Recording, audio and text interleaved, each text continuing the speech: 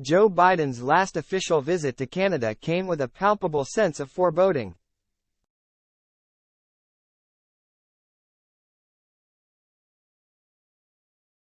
Change was in the air.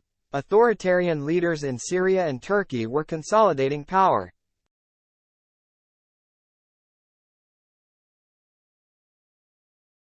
Britain had voted to leave the European Union, and Donald Trump was waiting in the wings to take over the White House.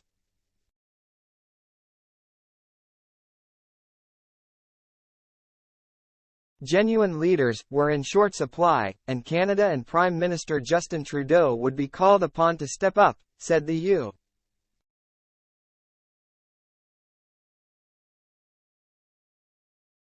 U.S. Vice President, who was on a farewell tour of sorts in the waning days of the Obama administration.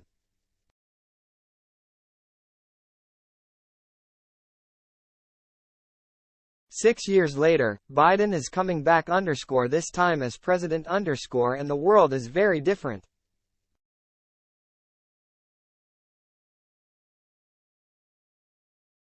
His message likely won't be, 'There's a seriousness to this moment in America,'" said Goldie Hyder, the president and CEO of the Business Council of Canada, who spent much of last week meeting with U.S.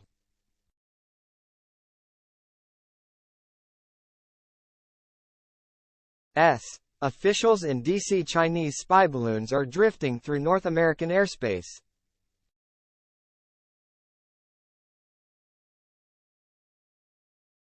Russian MiG fighter jets are downing U.S. drones as the bloody war in Ukraine grinds on.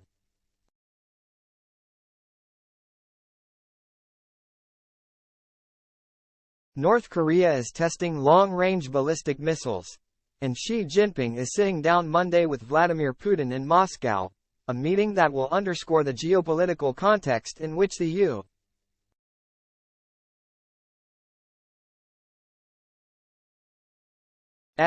sees the world and amp up the pressure on Canada to remain a willing and reliable partner, not only in Ukraine but elsewhere as well.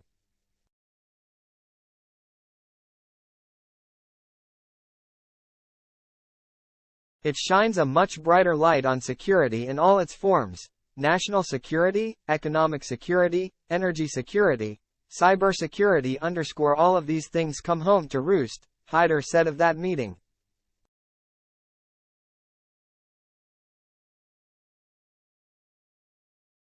For America, there's nothing more important, and there should nothing more important for us, quite frankly.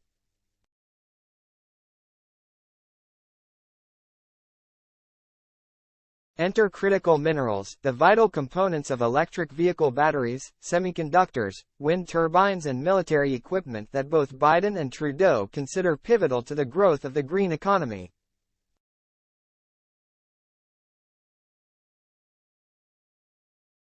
Ending Chinese dominance in that space is job one for the Biden administration, and Canada has critical minerals in abundance.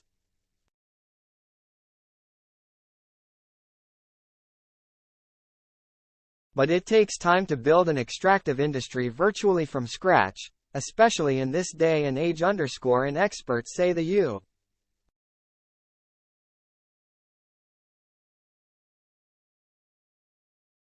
U.S. is growing impatient. The reality is, nobody's moving fast enough, relative to escalating demand, said Eric Miller, president of the D.C.-based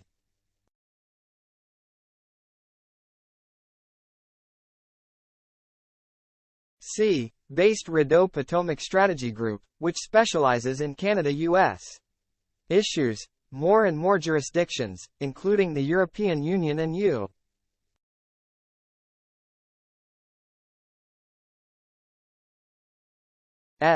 states like California and Maryland, are drawing up ambitious plans to end the manufacture of internal combustion vehicles by 2035, Miller noted.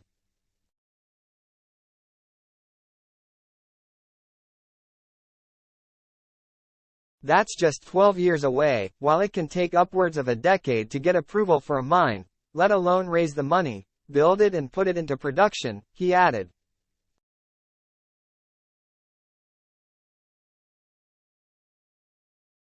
The challenge you have in a democracy is that processes are slow, and are in reality too slow relative to the needs of making the green transition, Miller said.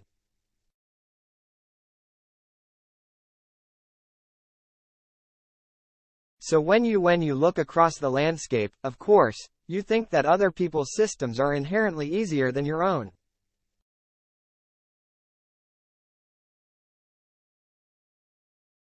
Quote,